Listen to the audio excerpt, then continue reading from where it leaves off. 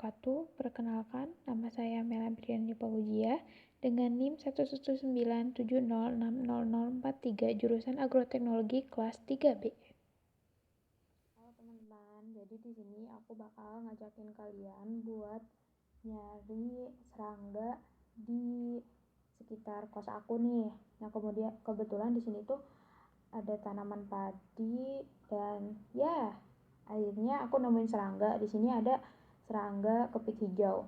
Nah, si serangga kepik hijau ini biasanya disebut dengan Nejara piridula dan dia itu kelasnya termasuk insekta atau emang serangga gitu.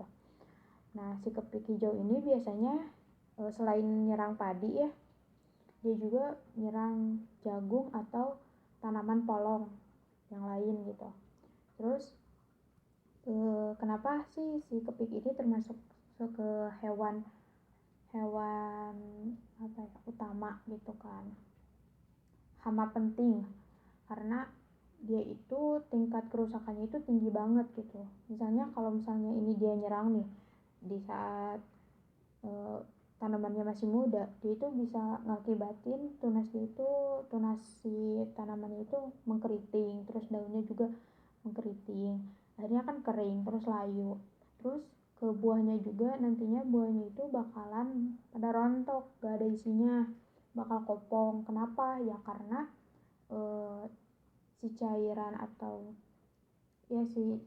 atau sari-sari buahnya itu diserap sama si kepik ini. Melihat kan jenis mulut si kepik ini yaitu mencucuk dan menghisap ya.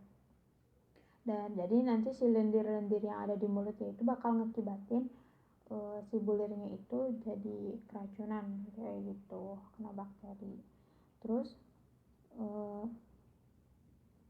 dia itu termasuk ke atau serangga polipag, yang artinya dia itu inangnya banyak, jadi dia itu bisa ada di setiap di banyak tanaman, terutama tanaman polong gitu.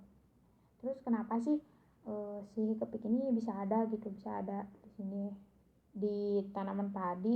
Dan setelah aku lihat di sekitarnya itu ternyata banyak semak gitu, banyak gulma yang emang menjadi tempat tinggal dia saat lagi kayak nunggu padinya tumbuh gitu kan. Kayak dia itu bakalan tinggal di inangnya kayak gitu.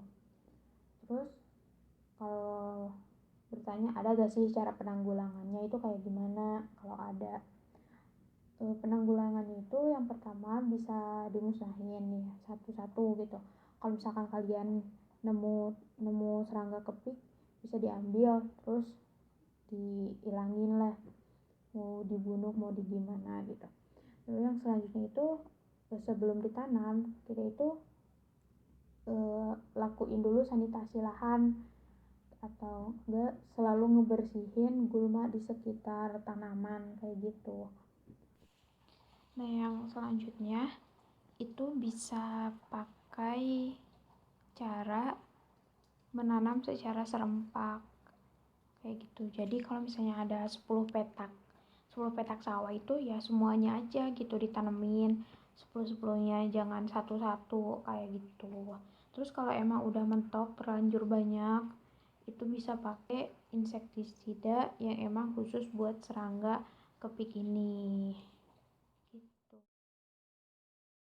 Nah, untuk penyakitnya sendiri aku di sini tuh ngambil pohon pisang sebagai contohnya, dan kebetulan pisang di tempat aku tuh kayak pada sakit-sakit gitu. Nah, salah satu yang mau aku kenalin tuh di sini itu penyakit yellow sigatoga.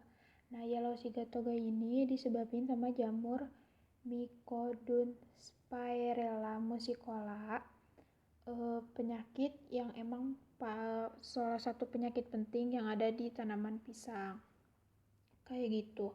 Terus dia itu kayak bisa hidup di sel tanaman mati ataupun hidup, jadi emang mengganggu banget gitu. Terus dia itu biasanya muncul atau hidup di lingkungan yang emang lembab Sama kalau emang musim penghujan, kan sekarang itu lagi musim penghujan nih, makanya jadi tanaman-tanaman pisangnya itu pada sakit-sakit semua. Nah itu ciri-cirinya itu kan di sana ada bintik-bintik apa hitam kan, terus di pinggir-pinggirnya itu kayak kekuning-kuningan, terus di pinggirnya daun itu kayak warna hitam, terus udah mulai mengering gitu kan, mulai keriput. Nah itu tuh salah satu gejala yang eh, jadi contoh si jamur yellow sigatoga ini gitu. Nah, ini tuh karena emang jarak tanam yang emang sangat berdekatan ya antara pisang satu sama pisang yang lain, terus sama tanaman-tanaman yang lain juga. Jadi penyebarannya itu emang gampang banget karena emang kan sekarang itu lagi musim hujan. Terus si sporanya itu emang bisa nyebar lewat angin sama air hujan gitu. Jadi saat hujan lagi deras itu si sporanya itu kebawa sama air hujan dan nginfeksiin ke tanaman yang lainnya kayak gitu.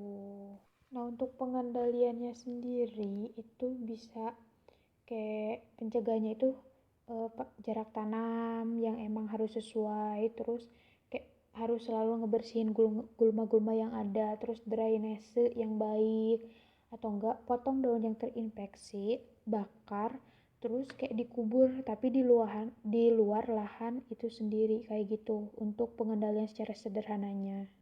Mungkin begitu aja video dari aku, semoga bermanfaat. Wassalamualaikum warahmatullahi wabarakatuh. Goodbye.